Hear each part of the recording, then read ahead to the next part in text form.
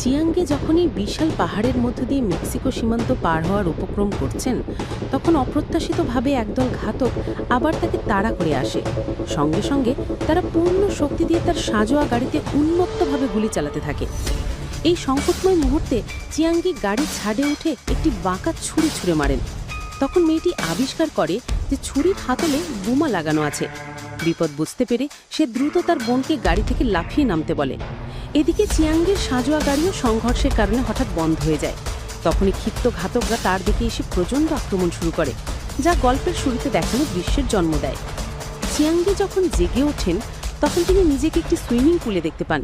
তাকে উদ্ধারকারী ব্যক্তি ছিলেন একটি সামরিক কারখানার মালিক। তিনি জানান যে তিনি ভবিষ্যৎবাণী করেছেন পৃথিবীর আসন্ন ধ্বংসের, এবং তিনি একটি মহাকাশযান তৈরি করে বহির্মহাকাশে নিজের দেশ প্রতিষ্ঠা করতে চান। এরপর তিনি চিয়াঙ্গেকে সামরিক কারখানা ঘুরিয়ে দেখান এবং তার প্রযুক্তিগত শক্তি প্রদর্শন করেন।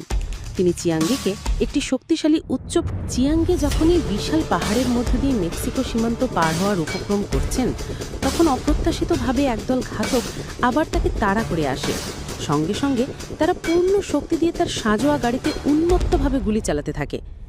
এই সংকটময় মুহূর্তে চিয়াঙ্গি গাড়ির ছাদে উঠে একটি বাঁকা ছুরি ছুঁড়ে মারেন। তখন মেয়েটি আবিষ্কার করে যে ছুরির হাতলে বোমা লাগানো আছে। বিপদ বুঝতে পেরে সে দ্রুত তার বোনকে গাড়ি থেকে লাফিয়ে নামতে বলে। এদিকে চিয়াঙ্গের সাজোয়া গাড়িও সংঘর্ষের কারণে হঠাৎ বন্ধ হয়ে যায়।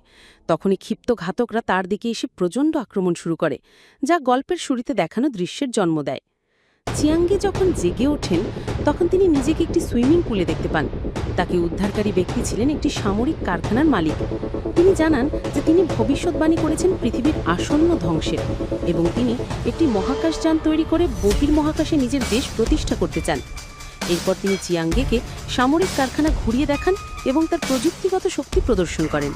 তিনি চিয়াঙ্গেকে একটি শক্তিশালী উচ্চ প্রযুক্তির বাঁকা ছুরিও উপহার দেন, যা চুল কাটতে পারে এবং লোহা কাগজের মতো ছিঁড়ে ফেলতে পারে।